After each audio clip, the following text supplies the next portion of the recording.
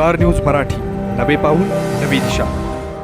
राजाभाऊ आणि सुहास नाना यांनी संघर्ष अग्रणीत बुडवला. खानापूर बलवडीत तुफान प्रतिसाद. काय म्हणाल्या सोनियाताई व उमेदवार. तुम्ही आपल्या कार्यक्रमासाठी हॉल शोधताय तर मग आपल्या सेवेसाठी खानापूरमध्ये सज्ज आहे कौतिका पॅलेस बँक्वेट हॉल खानापूर. लग्न समारंभ, साखरपुडा, बारशे, वाढदिवस, डोहाळे जेवण, मीटिंग, सेमिनार, भव्य हॉल, लॉन, गार्डन, निसर्गरम्य परिसर, भव्य पार्किंग आणि एकदम प्रशस्त ठिकाण. आमचा पत्ता बलवडी रोड खानापूर. संपर्क ऋषिकेश गायकवाड 9730301300. करंजे जिल्हा परिषद गटात या ठिकाणी शिवसेनेच्या वतीने प्रचार सुरू झालेला आहे. आपण जर बघितलं सोनियाताई या ठिकाणी प्रचारात सहभागी आहेत. काय सांगाल, आज उत्स्फूर्त प्रतिसाद आहे. खरं सांगायला गेलं तर महाराष्ट्र राज्याचे वक्तशीर, दिलदार, शिस्तबद्ध असणारे नेतृत्व श्री अजितदादा पवार यांचं दुःखद निधन झाल्यामुळं काहीशे उमेदवारही व्याकुळ झाले. तीच परिस्थिती आमची देखील होती. राजाचा दुखवटा असताना देखील आम्ही उमेदवार व आम्ही सर्वजण ताकदीनं बाहेर पडलो आहे. खरं सांगायला गेलं तर दादा गेले त्या दिवशी वार बुधवार होता, हे सगळ्यांना माहिती आहे. आणि ज्या दिवशी आपले भाऊ गेले तो वारही बुधवार होता.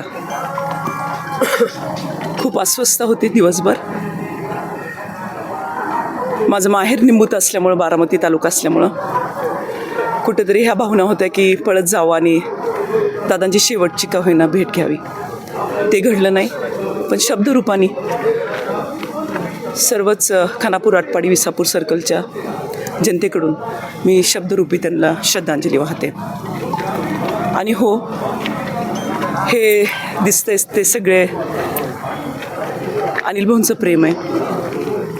ही त्यांची ताकद आहे जी आशीर्वादरूपी आज सुहासनाना असतील किंवा ॲडव्होकेट सई असतील आमच्याबरोबर उभी राहिली आहे.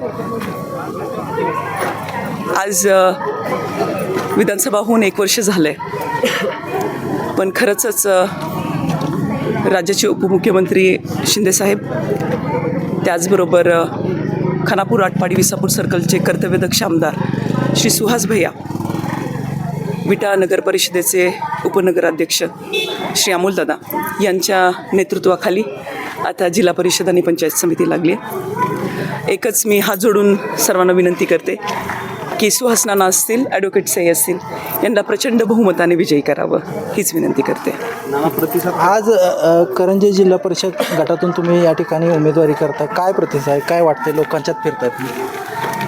लोकांच्यात फिरताना त्यांच्या ज्या अडचणी आहेत, ज्या गरजा आहेत त्या समजून येत आहेत, जे आपल्याला आधी माहिती नव्हत्या, ज्याच्यावर आपण आत्ता इथून पुढं काम करू शकतो किंवा नवीन काही आणू शकतो, नवीन योजना काही आणू शकतो किंवा योजना आहेत पण त्या कुठंपर्यंत जात नाही आहेत, ग्राउंड लेवलपर्यंत पोहोचत नाही आहेत. हे सगळं हे फिरताना या दौऱ्यातून सगळं दिसून येत आहे.